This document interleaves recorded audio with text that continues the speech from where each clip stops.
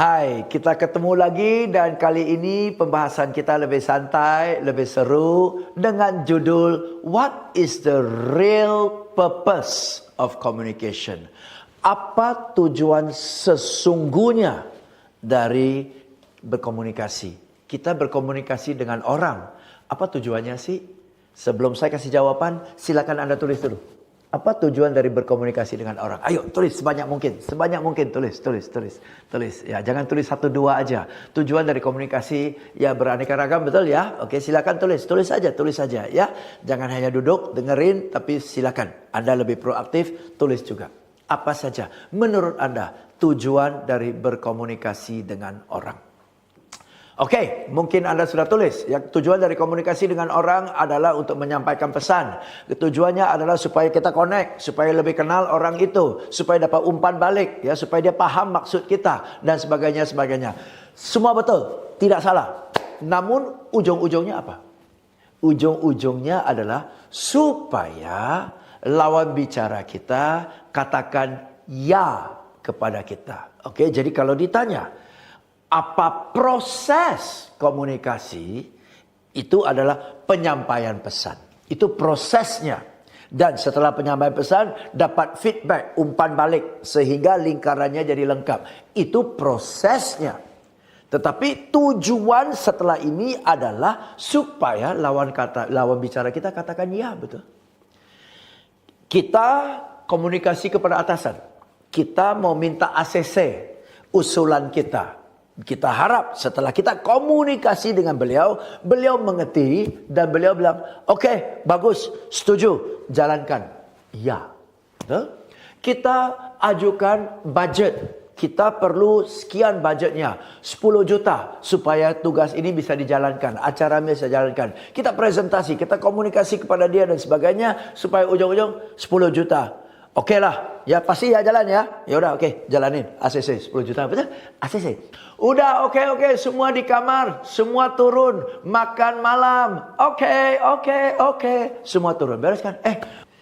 Kalau setelah disampaikan, ujung-ujung tidak, ngapain sampaikan? Sejak awal nggak usah ngomong. Betul kan? Tujuan dari komunikasi adalah untuk mendapatkan ya. Bagaimana caranya supaya kita bisa dapat ya? Ada 2 hal. Satu adalah, apa itu? Saya nggak mau kasih tahu. Oke, saya akan jelaskan di modul berikutnya. Tapi untuk modul ini, ingat, setiap kali Anda komunikasi dengan orang, Anda ke atasan, Anda ke bawahan, Anda rekan, Anda ke saudara, Anda ke family, Anda ke anak, Anda ke pelanggan, Anda mau dia katakan ya. Ya itu belum tentu ya saya beli. Enggak loh. Ya itu bisa jadi ya bagus. Kami akan mempertimbangkan secara serius. Ya bagus. Minggu depan saya akan kumpulkan rekan-rekan saya supaya kamu bisa presentasi. Ya aja. Ya. Bagaimana cara supaya ya? Saya jelaskan di modul berikutnya. Oke?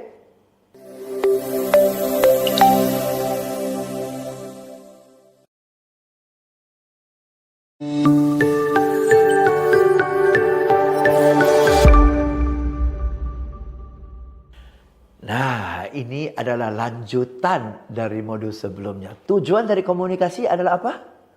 Supaya customer katakan ya. Agar supaya customer katakan ya, ada hal-hal yang akan terjadi. Oke, harus terjadi dulu, baru dikatakan ya. Oke? Yuk, sekarang saya jelaskan 2 skenario. Skenario A dan skenario B. Dan Anda tentukan mana yang skenario yang benar. Kita kan mau menyampaikan sesuatu. Ada pesan yang mau kita sampaikan kepada lawan bicara kita. Entah atasan kita atau pelanggan kita. Ada pesan yang mau kita sampaikan. Oke? Skenario A. Pesan kita diterima, maka kita diterima. Atau B. Kita diterima, maka pesan kita diterima. Ayo, mana yang benar? Pasti jawabannya B, betul? Kenapa Anda lihat iklan? Yang bawa iklan kan artis-artis semua. Iklan sabun, ya. pakai artis yang terkenal, biasanya wanita. Okey, wanita ini kita ngefans banget lah. Okey ya, saya pakai sabun X dan anda, karena dia pakai sabun itu, ibu-ibu pada pakai sabun itu, betul? Kenapa? Orang lain pakai sabun itu juga sama kok. Betul? Pernah ada lihat nggak? Presdir dari perusahaannya dengan pakai handuk. Saya pakai sabun ini. Anda geli. Kenapa? Gua nggak kenal bapak itu. Betul ya? Oke. Padahal presdir pasang iklan gratis, bayar artis mahal. Kenapa pakai artis? Kenapa jualan di sosmed harus pakai endorser? Kenapa jualan di sosmed harus pakai influencer? Karena fansnya suka sama dia. Dan karena dia suka sama dia, apa yang dia ngomong diterima. So, kalau Anda mau pesan Anda diterima, pastikan Andanya diterima. Pastikan Anda diterima dulu, baru pesan Anda lebih mudah diterima. Bukan pasti diterima loh, nggak ada kepastian, betul ya? Tapi minimal Anda diterima, baru pesan Anda lebih gampang diterima. Tapi kalau Anda sejak awal ditolak, pasti pesan Anda ditolak. Betul? Ulang, kalau Anda diterima, ada kemungkinan pesan Anda diterima. Tapi kalau Anda ditolak, sudah pasti pesan Anda ditolak. Coba tanya. Aduh, orang ini gue sebel banget sama dia. Tuh lihat tuh lihat tuh. Jalannya kayak dia paling pintar di dunia, sombongnya minta ampun. Sebel gue lihat dia. Mau ngomong lagi, malas ah. Tuh kan? Mau ngomong lagi, malas ah. Lihat aja udah enak, gimana mau denger. Betul kan? Nah, jadi banyak orang sales mau menjual pesannya, mau menjual tawarannya, tapi lupa menjual diri. Ayo. Tapi nggak enaknya dengarnya jual diri ya. Jual diri secara positif. Jual diri supaya orang suka sama kita dan percaya sama kita dulu. Jual diri secara positif. Kenapa di Indonesia banyak orang nggak nyaman jual diri? Karena di Indonesia istilah menjual diri itu negatif, betul nggak? Maka risih kita menjual diri, betul? Satu, kena istilah negatif. Dan kedua, kalaupun kita sadar kita harus menjual diri, seolah-olah kalau menjual diri itu cerita tentang prestasi kita, apa yang telah kita capai, seolah-olah menyombongkan diri, betul? Jadi kalau menjual diri bikin risih, berjual diri itu terkesan sombong, dari dua sisi nggak enak kan? Dan karena nggak enak, kita bypass menjual diri, langsung menjual produk. Loh, ini aja belum diterima, gimana ini mau diterima? Maka dari banyak orang sales pintar menjual produk, tapi tidak nyaman, tidak lancar, tidak mahir menjual diri. Buktinya, kalau customer Anda tanya kepada Anda, yes, produk kamu sudah bagus, perusahaan kamu nggak diragukan, tapi tolong kasih saya 3 alasan yang jelas dan tajam dan spesifik. Kenapa saya harus beli dari Anda dan menolak semua orang sales yang lain? Ayo, kasih saya penjelasan. Di sini, kalau Anda tidak mengerti competitive advantage Anda tidak bisa menjual diri. Apa itu competitive advantage? Mundur ke modul-modul sebelumnya. Oke? Cari apa itu competitive advantage. Buat competitive advantage Anda. Competitive advantage Anda lah yang akan membantu Anda menjual diri. Oke, ingat, dalam selling ada 2 hal. Menjual pesan dan menjual diri. Sulit orang terima pesan Anda sebelum dia terima Anda. Jadi jadilah orang sales yang menyenangkan, orang sales yang mengasikkan, tapi orang sales yang bisa dipercaya, yang memiliki competitive advantage. Dengan demikian, Anda sangat membantu customer Anda untuk memilih Anda. Kalau tidak, Anda akan sangat mempersulitkan pelanggan Anda untuk memilih Anda. Okay? So, sell yourself first. Make your customer comfortable with you, like you, and trust you. And you will sell better, and you will sell faster. I will see you in the next module.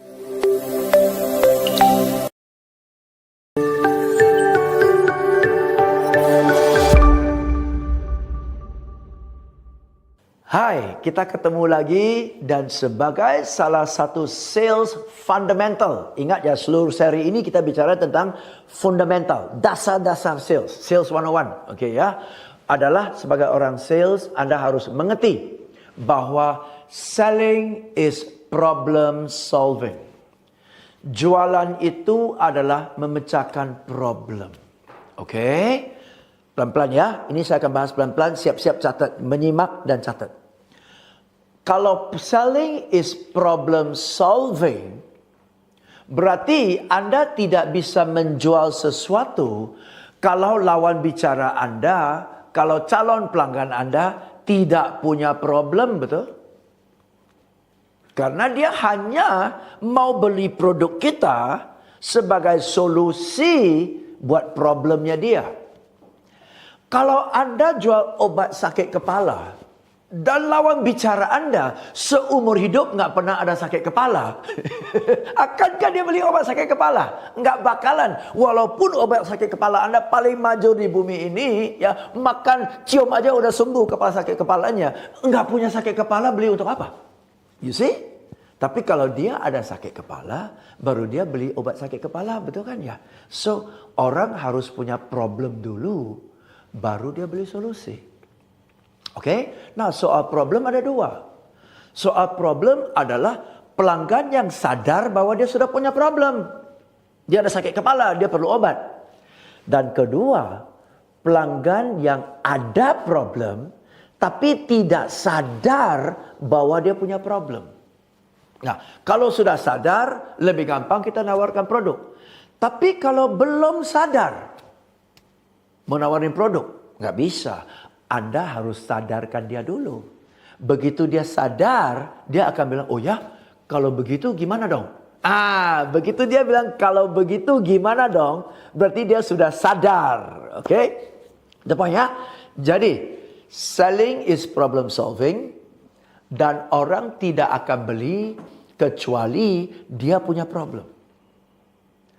Dan kalimat berikutnya. Jika selling is problem solving, orang sales adalah problem solver. Kehadiran Anda membawa produk sebagai solusi untuk menyelesaikan atau mengurangi problemnya. Mestinya Anda sebagai orang sales demikian. Tapi banyak, 80% orang sales tidak demikian. Orang sales datang dengan problemnya dia. Dia belum capai target. Dan dia berharap pelanggan jadi solve problemnya orang sales. You beli, gue capai target. Nah, bukankah Anda datang untuk menyelesaikan problemnya pelanggan? Malah Anda berharap pelanggan menyelesaikan problem Anda. Dan dibayar lagi. Nggak salah loh. Betul? Jadi postur Anda, mindset Anda adalah saya datang untuk menyelesaikan problemnya. Saya tahu kita juga punya problem. Di belakang itu kita belum capai target. Dan kita harap kalau dia beli problem kita selesai. Tahu. Tetapi waktu kita berhadapan dengan dia, postur kita nggak boleh demikian. Postur kita adalah, yuk kita bahas problem Anda dan saya akan jelaskan bagaimana produk saya cocok untuk menyelesaikan problemnya. Oke, tunggu. Silakan Anda tulis ya. Sebelah kiri bawah. Sebelah kiri bawah, selling is problem solving. Oke.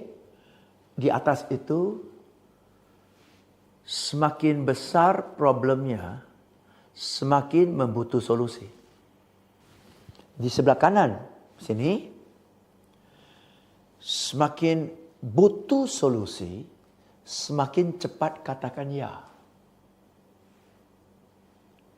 Dan turun lagi sebelah sini, semakin butuh solusi, semakin siap bayar harga yang tinggi.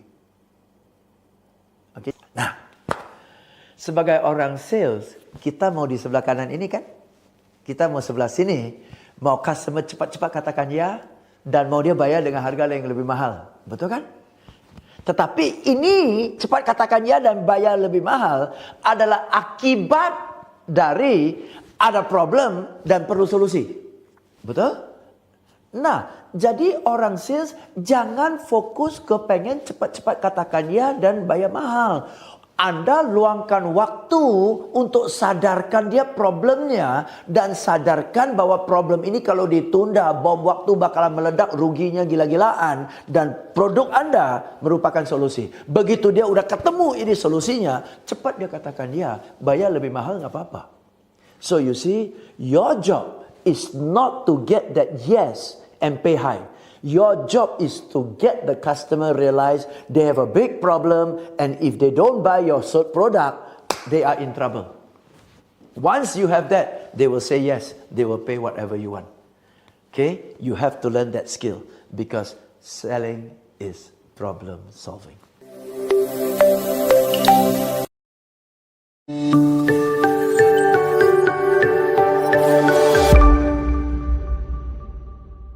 Hai, kita jumpa lagi dan di modul sebelumnya kita bahas selling is problem solving dan tugas kita adalah cari tahu problemnya supaya kita bisa tawarkan produk kita sebagai solusinya. Oke? Nah, bagaimana caranya supaya kita bisa cari tahu problemnya? Cara untuk cari tahu problemnya adalah kalau kita bertanya. Kalau kita bertanya, baru orang akan cerita. Maka di modul ini judulnya adalah Selling is Asking.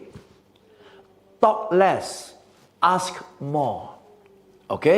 Contoh, kita ke dokter. Dokter langganan maupun dokter yang pertama kali kita ketemu dia.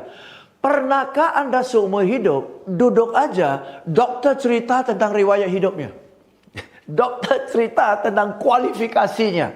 Dan satu persatu plakat di dinding, dia jelasin di kuliah di mana. Kenapa pentingnya? Enggak. Pernahkah dokter jelaskan semua obat yang dia tahu di rak itu dan khasiat dari masing-masing obat? Pernah dia jelasin enggak? Enggak pernah. Enggak pernah. Walaupun ujung-ujung kita beli keterampilannya, kita beli keahliannya, kita beli obatnya. Tapi itu enggak pernah jelasin. Enggak pernah dijelasin. Duduk aja, kenal tak kenal, dia panggil nama kita dan dia tanya, Pak James, James ya, ya Pak James ya, oke. Pak James, apa keluhannya? Sakit perut. Udah berapa lama sakit perutnya? Sejak kapan? 3 hari yang lalu. Oh ya, silakan naik ke ranjang. Dia pencet. Sini sakit enggak? Sini sakit? Enggak ya. Sini sakit? Enggak ya. Sini sakit? Ya ya, sini dok. Oke, itu dia. Enggak angin sih. Ada pertanyaan-pertanyaan kan? Ini udah jadi. Terus kalau pup itu gimana?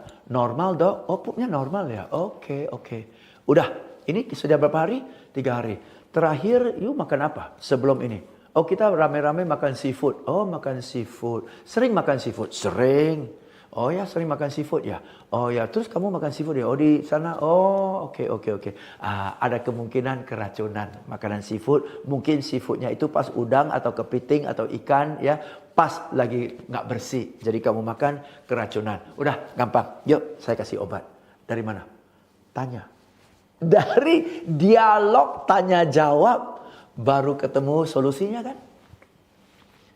Bagaimana itu akan terjadi kalau kita sebagai orang sales presentasi melulu, ngomong melulu, nggak pernah ada pertanyaan. Banyak orang sales sebelum kunjungi pelanggan mempersiapkan apa yang mau dipresentasikan, betul?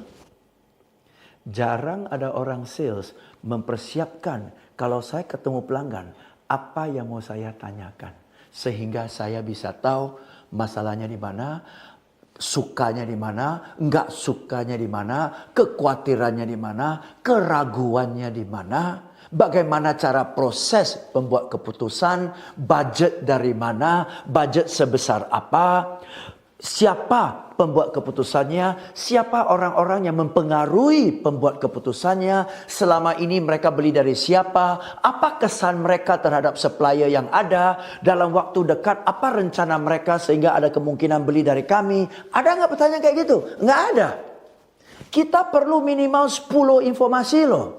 Baru kita tahu ini masuk atau enggak nih, masuk dari mana, betul kan? Dan orang sales bisa presentasi 2 kunjungan. Kalau ditanya 10 pertanyaan, enggak ada jawaban. Lu jual apa? Jadi mulai dari hari ini sadar, salah satu syarat untuk jadi orang sales bukan pintar ngomong. Jadi pintar bertanya. Untuk bertanya kita harus pikir apa pertanyaan-pertanyaan yang akan menuju ke problemnya dan sebagainya. Okey? Banyak orang sales bertanya, tapi pertanyaannya basa-basi. Pergi ke kantor pelanggan, lihat fotonya di belakang, foto keluarga dan tanya, "Pak, ini keluarga ya, Pak?" Ya. Pertanyaannya konyol loh. Coba, "Pak, ini keluarga ya?" Bukan foto tetangga. Gue iseng aja pasang di sana. Nggak ada orang foto tetangga. Pasti foto keluarga, betul nggak? Ngapain lo tanya? Jadi banyak orang sales tanya, tapi pertanyaannya nggak ada faedahnya. Okay? So think about it. Be intelligent. You impress your customer not by what you say. You impress them by the quality of your questions. Okay? I hope you have learned something in this module. Let's move forward to the next module.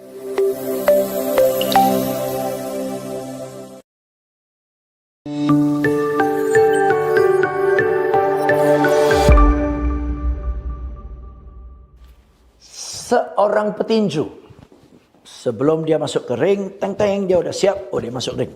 Okey, dia ada pum, pum, pum, pum, pum, pum, pum. Okey, giliran dia pula. Pum, aduk, pum, aduk, pum, aduk, pum, aduk, pum, aduk, pum, aduk. Teng-teng, istirahat. Petinju pergi ke sudut dia ketemu dengan pelatihnya. Coach, saya mau ngomong, coach. Mau ngomong apa? Coach, aku ditonjok loh. Pernah Anda dengar dalam sejarah seorang petinju mengeluh kepada pelatih bahwa dia ditonjok? Belum pernah kan ya? Karena dia tahu tugas petinju ditonjok. Pernahkah Anda dengar dalam sejarah seorang petinju ditonjok, patah semangat? Dan pelatihnya harus mau. Sebenarnya kamu sebagai seorang petinju harus ditonjok. Karena memang itu enggak perlu.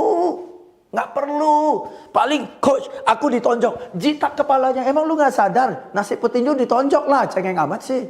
Betul ya? Jadi, resiko profesi seorang petinju ditonjok. Kalau nggak siap ditonjok, jangan jadi petinju. Resiko profesi orang sales ditolak. Kalau nggak siap ditolak, jangan jadi orang sales.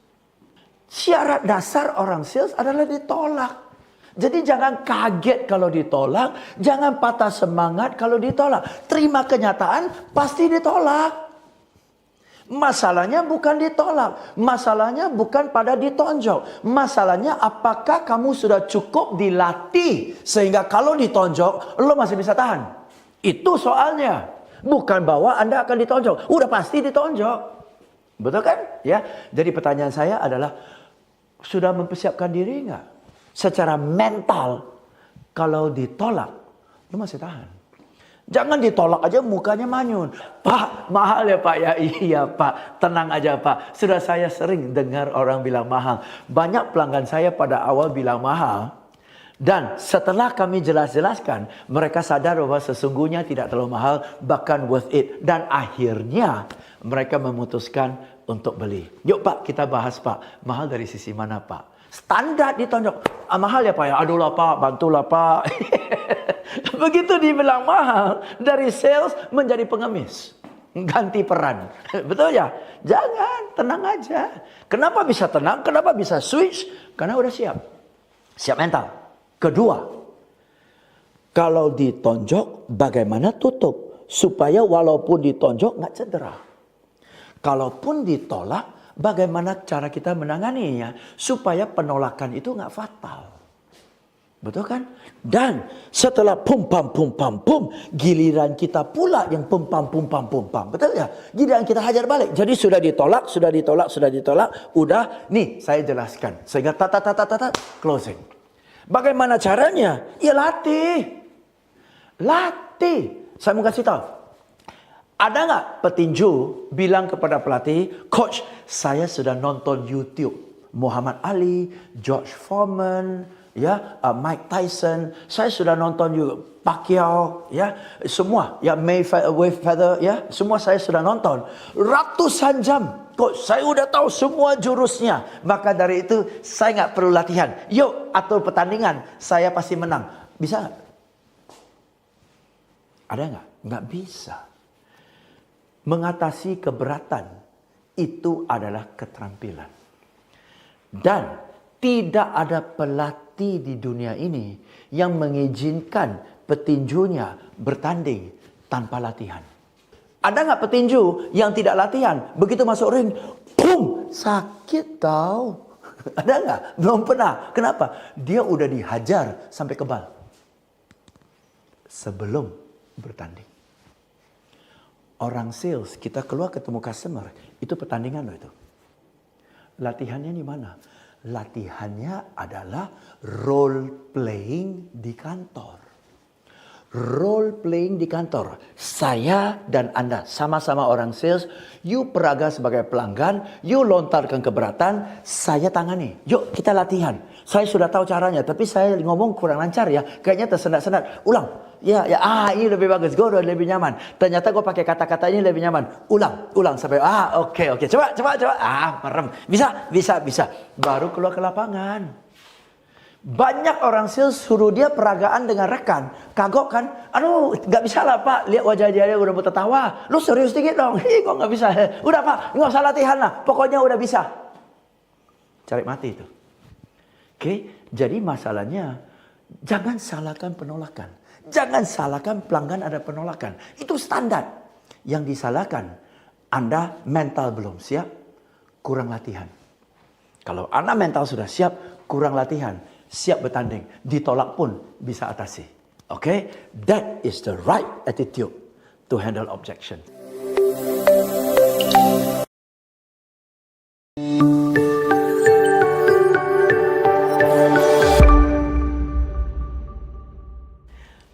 Yuk kita lanjut ya, bicara tentang objection seru ya. Sekarang kita lanjut how to handle sales objections effectively. Tadi itu modul sebelumnya kita bahas mindset kita, sikap kita terhadap keterampilan. Ya, sekarang bagaimana cara menangani keberatan. Oke?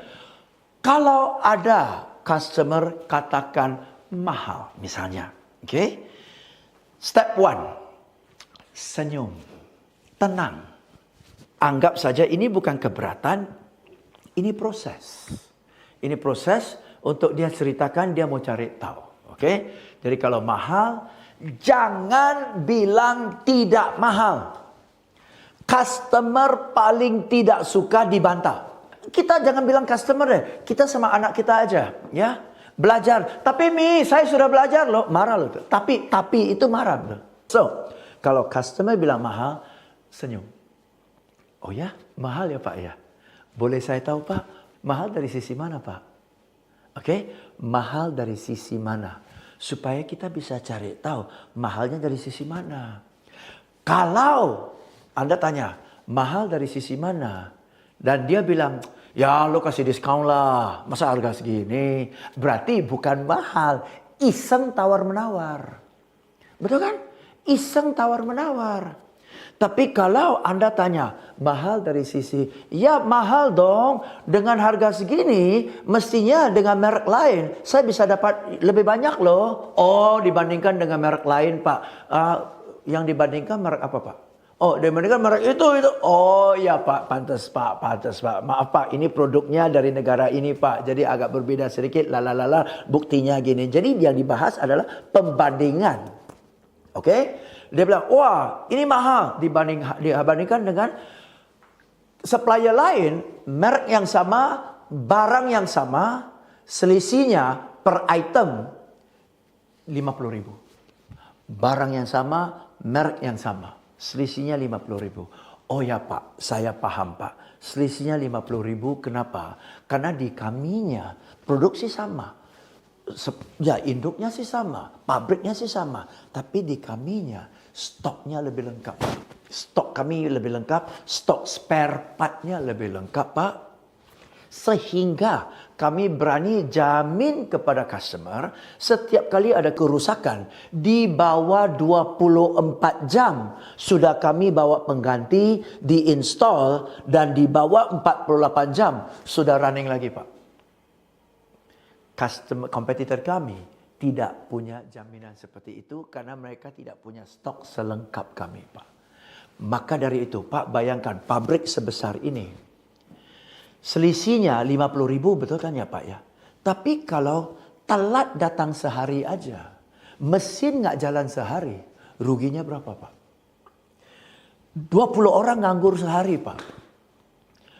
Orderan satu hari itu, satu truk nggak bisa dikirim. Karena mesinnya nganggur. Satu truk itu nilainya berapa Pak? 200 juta. Dan gara-gara satu hari telat, pelanggan kesal. Karena dia kesal, dia bilang kita nggak tepat janji, orderan berikutnya dia dalih ke orang lain. Kita rugi lagi, orderan berikutnya 400 juta. Gara-gara selisih 50 ribu Pak. Justru dengan 50 ribu ini menyelamatkan 200 juta dan 400 juta cegah order melayang. Selamatkan 600 juta. 50 ribu rupiah. Selamatkan 600 juta rupiah. Jamin. Karena kita ada kepastian agreementnya di bawah 24 jam. 50 ribu rupiah. Selamatkan 600 juta rupiah. Mahal dari sisi mana ya Pak? Betul kan? Nah, gimana kita tahu? Kalau kita tanya, mahal dari sisi mana? Tanya lagi. Oke, ya. Jadi ada banyak sekali teknik-teknik untuk handling objection. Nanti kita akan create satu modul lagi khusus murni teknik-teknik handling objection, dan ini salah satu keterampilan yang amat sangat mutlak dimiliki oleh orang sales, karena pada kenyataan setiap hari kita menghadapi penolakan. Dan kalau kita nggak bisa punya jurus-jurus, pasti setiap hari kita babak belur. Okay? So, learn how to handle objections. Yeah? And I will see you in the next module.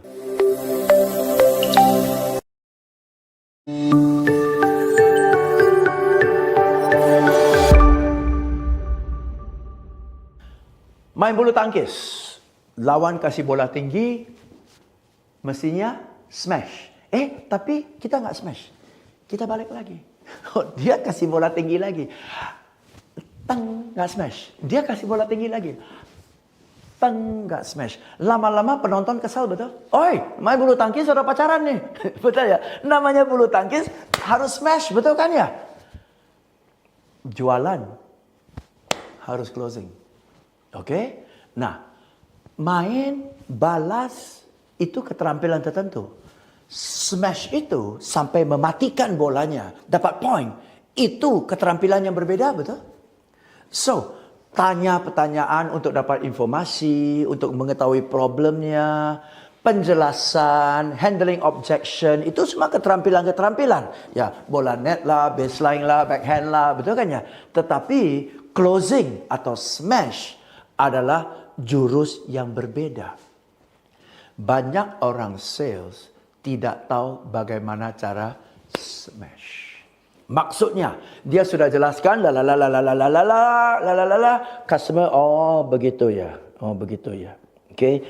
Dan, kan sudah dari lebar, kita udah jelasin sampai tajam, betul? Udah tajam ya? Oh gitu ya. Oh ya. Jadi gimana Pak? Udah clear? Ya udah clear sih, nggak ada pertanyaan sih. Nah, sudah clear nggak ada pertanyaan, orang sales pula tanya, jadi bagaimana menurut Bapak? Nah, bagaimana menurut Bapak melebarkan lagi, betul? Bagus sih, cuma lu yang cari urusan kan. Sudah begini, malah tanya bagaimana menurut Bapak, buset. Oke, sering yang terjadi begitu. Karena orang sales tidak tahu tekniknya di depan mata. Narulinya udah bilang ini udah di depan mata, tapi gimana closing ya? Atau bahkan karena dia sungkan minta closing, customer bilang, begini deh, ya, kamu tinggalkan aja, nanti dalam 1-2 hari kami hubungi. Udah di depan mata, lenyap. You need to close. Oke, jadi, wah ini mahal. Pak Anton, mahal gini. Maka dari itu Pak, 50 ribu rupiah bisa selamatkan 600 juta Pak. Mahal dari sisi mana Pak?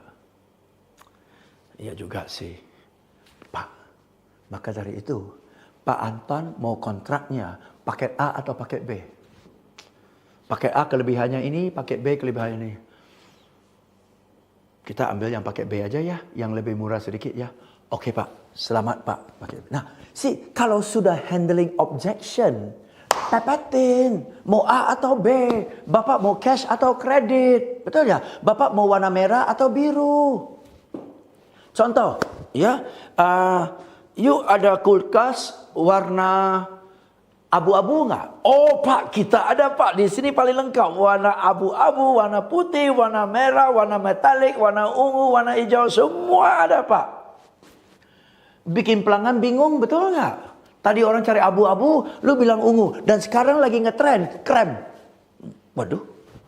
Gini deh, saya pun tanya-tanya dulu ya. Betul kan? Pak, ada warna abu-abu nggak? Kenapa? Oh ya, kenapa Bapak pilih warna abu-abu? Oh karena, kenapa Ibu pilih warna abu-abu? Karena lemari dapur saya semua nuansanya metalik, abu-abu. Jadi kalau lemarinya semua sudah warna abu-abu, kalau masuk kulkas warna abu-abu, serasi banget. Dan dari dulu saya pengen sekali ya dapur saya kayak Transformers, warna abu-abu semua. Oh Bu, bagus, keren ya Bu ya. Dan kebetulan kita ada yang warna abu-abu. Ya, jadi sudah ada. Dan jadi Ibu mau ambil sekarang atau mau kami anterin? Itu closing kan? Anterin aja deh. Atau oke, ada warna abu-abu Bu. Jadi Ibu mau cash atau kredit Bu? Oke, Ibu mau warna abu-abu Bu. Oke Bu, warna abu-abu ya Bu ya. Mau antar sekarang atau Ibu mau ambil sekarang atau dianterin? Anterin ya. Besok, lusa, secepat mungkin. Oke, lusa. Yuk Bu ke kasir. Yuk Bu ke kasir. Pakai tanya nggak? Jadi Bu, nggak pakai tanya. Langsung yuk Bu ke kasir, pepetin aja. Cara kayak gini loh. Jangan, jadi Bu, tunggu.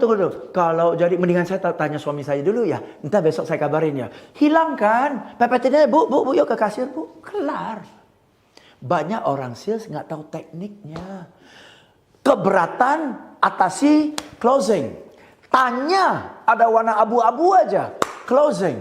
Betul kan ya? Jadi kalau orang oper bola tinggi, smash. Bola tinggi itu apa? Keberatan, mahal, sepiak. Oke, ada warna abu-abu enggak? Sepiak. Apapun ditanya, gua hajar. Jadi satu pertandingan bulu tangkis di smash berapa kali? Berulang-ulang. Apakah setiap kali smash point? Enggak, sepiak dia balas. Sepiak balas. Bu ada warna abu-abu, jadi Ibu mau dikirim sekarang atau besok? Entah, tunggu, bisa bayar cicilan nggak? Itu kan dia balas kan? Ya, bisa Bu, ada paket A 6 bulan, paket B 12 bulan 0%. Jadi Ibu mau pakai A atau B? B, sepiak, smash. Smash terus berulang-ulang. Nggak pernah orang main bulu tangkis sampai 19-0 baru mulai smash. Nggak ada. Dari awal udah smash, setiap kali ada bola tinggi hajar. Banyak orang sales tidak tahu caranya. Kasihan. Sudah presentasi, sudah atasi keberatan, order di depan mata, hilang. Ada teknik closing. Dan hari ini topiknya bukan tentang closing. Tapi hari ini adalah dasarnya sales. Maka salah satu dasarnya sales adalah Anda harus sadar bahwa Anda harus punya keterampilan untuk closing. Kalau enggak, order di depan mata, hilang aja begitu. Oke? Mudah-mudahan bermanfaat buat